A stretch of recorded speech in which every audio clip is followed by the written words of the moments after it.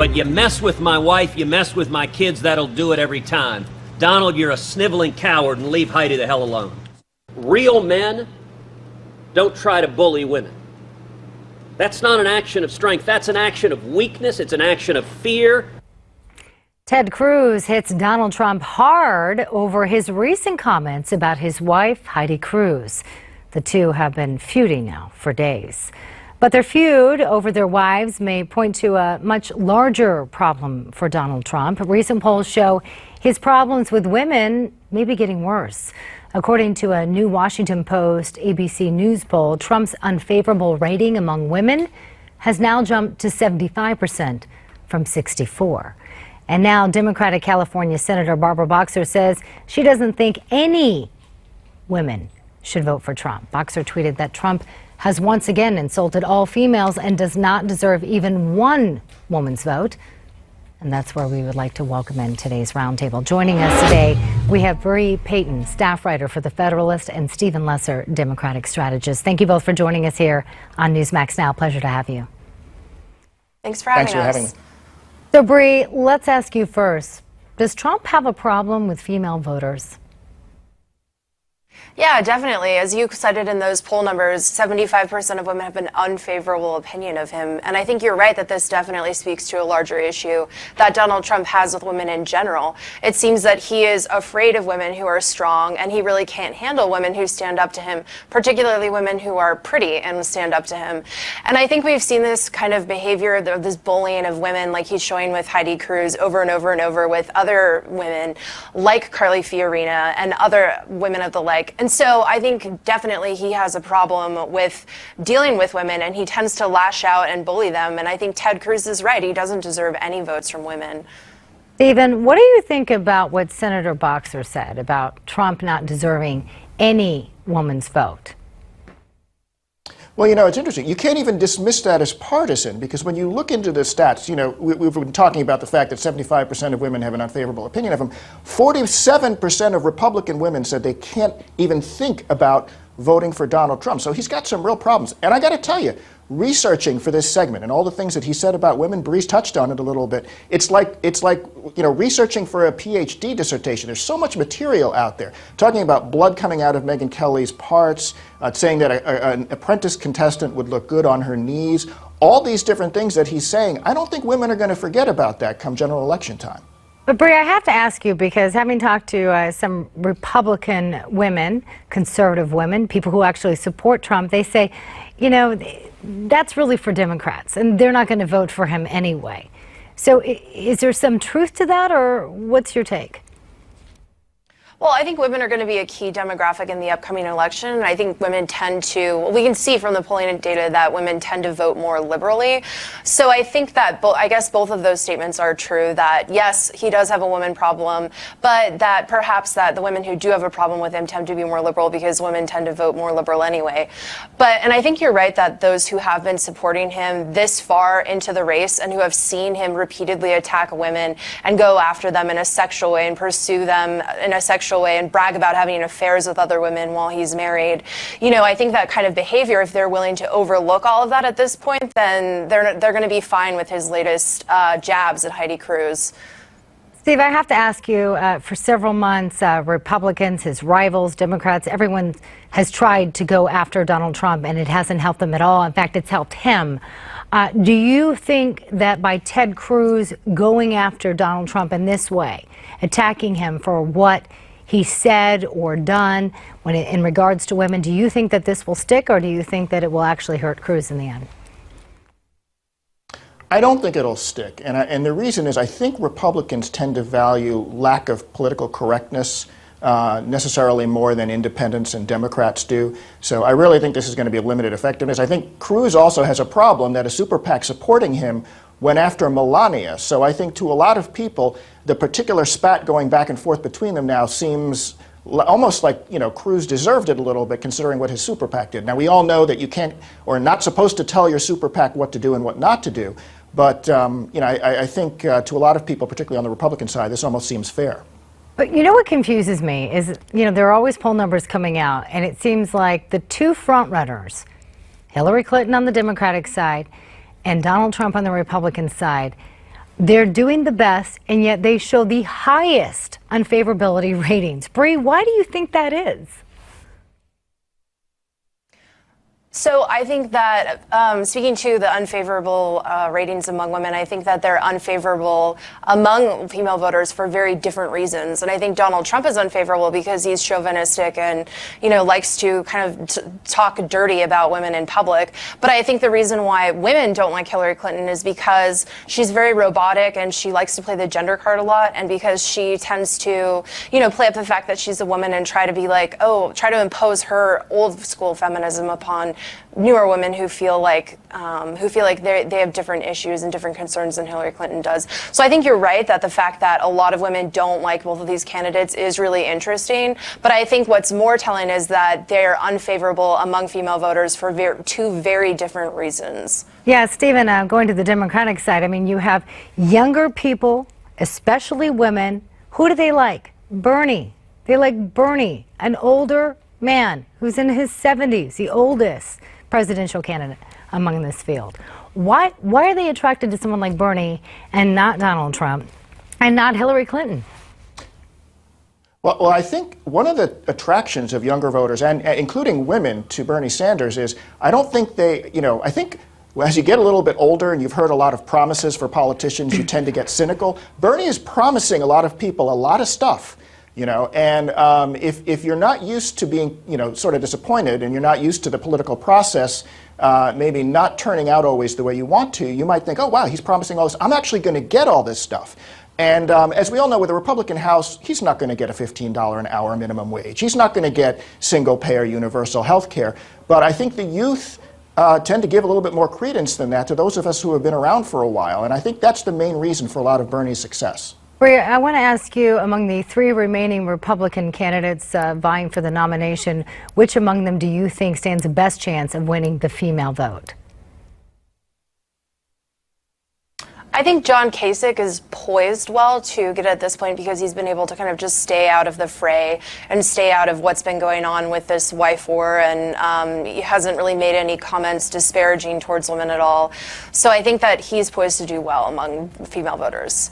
All right, Bre, Stephen, stick around because we still have much more to talk about here on Newsmax Now. The Wisconsin primary is less than 2 weeks away, but already the governor of that state predicts the Republican presidential nominee may not be any of the candidates who are running. Plus, coming up in today's headlines, find out which legendary rock group plans to hold the biggest concert ever in Cuba. Welcome back to Newsmax Now. Topping your headlines, Russia will beef up its military forces in response to a growing NATO deployment on its borders. Russia's buildup will likely be costly, especially during a time when its economy is in recession. Kurdish groups in Iraq freed 52 women and children held captive by Islamic State militants. Yazidis are seen as devil worshippers by the Islamic State and are generally executed or kept as slaves. Christians around the world observe Good Friday today while carrying crosses and singing hymns. Worshippers in Jerusalem walked along what's believed to be the same path Jesus took right before his crucifixion. Over 1 million people are expected to tour Washington, D.C.'s Tidal Basin. Look at that, gorgeous. As the famous cherry blossoms reach their peak bloom this week, the history of the cherry blossoms dates back to 1912. When more than 3,000 trees were given to the United States by Japan. Rolling Stones fever hits Havana. That was the wrong image there, but trust us, the Stones will play a free concert in Cuba's capital tonight. It will be the largest rock concert ever held in the island nation. Now, let's go back to politics. All eyes are on Wisconsin and the GOP primary there on April 5th. Many members of the GOP establishment see the primary as the last chance to stop Donald Trump before the convention this summer. There you go. Makes sense now, doesn't it? Next week's CNN will host a town hall event featuring the final three candidates. They'll take questions from voters and make their last pitches before the primary. According to the Real Clear Politics average right now, Trump leads in Wisconsin by about 5 points. But Wisconsin Governor Scott Walker predicts Trump won't be the GOP nominee. In fact, he says it might not be any of the candidates running if there's a contested convention in July. Walker's unofficially backing Ted Cruz. He says he thinks he's the only one who can actually beat Trump. Is he right on both issues? Well, rejoining us for part 2 of our roundtable, we have Bre Payton, writer for The Federalist, and Steve Lesser, Democratic strategist. Thank you both for sticking around. Stephen, first to you. Do you think Walker is right if the GOP has a contested convention? Do you think another nominee who's not running right now might arise? Absolutely. I mean, I think you might see somebody like a Paul Ryan or a Marco Rubio even come back into the mix. I don't think Donald Trump or certainly not Ted Cruz would be selected by the delegates if they were all free to vote for anybody. Neither of them are really popular with fellow Republicans. And this whole idea of a contested convention in modern times is really exciting when you consider the last one wasn't since I think 1968 or 1972.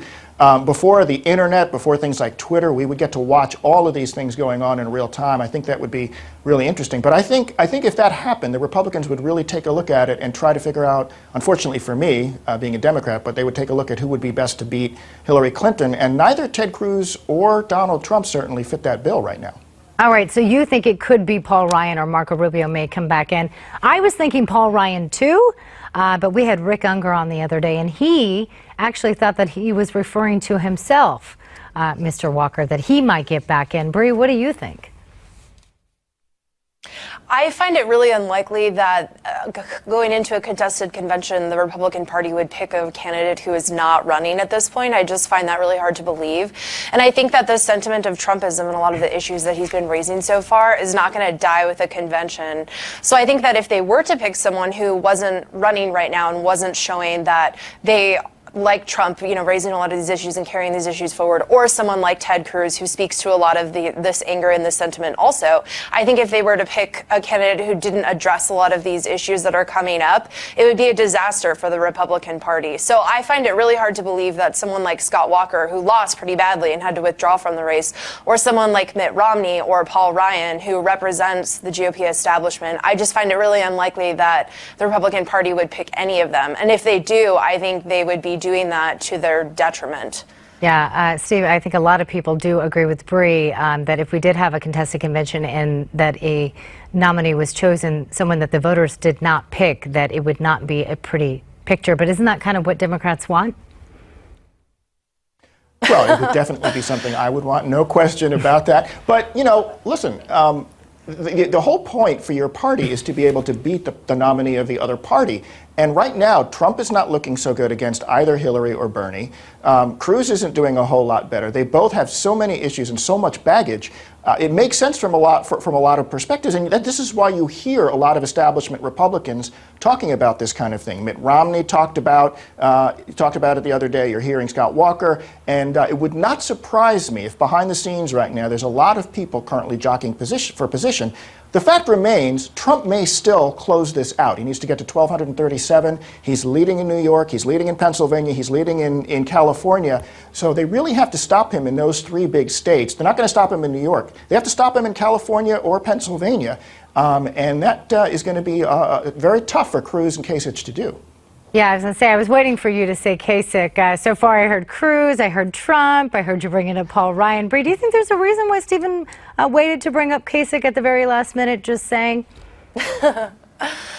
Well, Kasich has been doing really poorly in the delegate count, and he doesn't have a chance of winning the nomination outright. Like, math is not on his side here at this point. Right. His only chance would be to get right. So his only chance at getting the nomination would be through a contested convention. But I think everything I just heard kind of speaks to the reason why Republican voters are so angry at the party and why they're so angry at the base. I think if they were to choose a candidate who could, with air quotes, win, that would just be repeating the mistakes of 2008 and 2012, right? The past 2 GOP conventions and the past 2 primary cycles has been 2 candidates have risen forward who everyone thought, they could beat the Democrat, they could beat Obama. Those individuals like John McCain and Mitt Romney just really didn't represent or talk about the issues that Republican voters are angry about and want addressed. And so I think to repeat that mistake and try to pick someone who could beat Hillary would repeat that same mistake too. I think at this point what they need is someone who can not only beat Hillary Clinton, but also speaks to a lot of these issues and deals with a lot of the anger among conservatives and among Republicans and among Americans who don't live in coastal elite cities. And who is that candidate?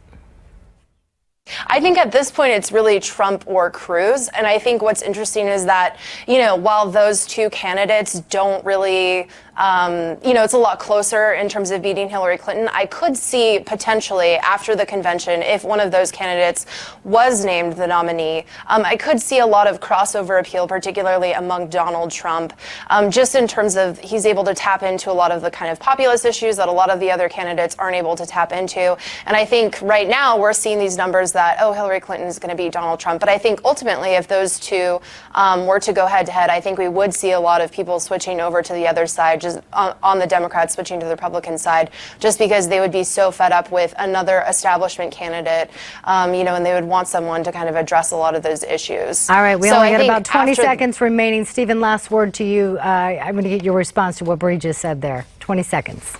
I would love for Trump to be the Republican nominee. He's polling at 17% with Latinos. We've already talked about his issues with women. He can't get enough white voters to come to the polls to overcome those problems. So I would love for Donald Trump to be the nominee. All right. Well, we loved having you both on the show today. Thank you both. Bre and Stephen, thank you for joining us here on Newsmax Now. Pleasure to have you. Hope to have you back on again soon.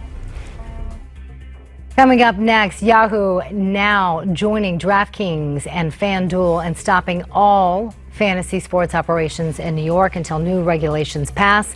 We'll have the very latest details straight ahead. You're watching Newsmax Now.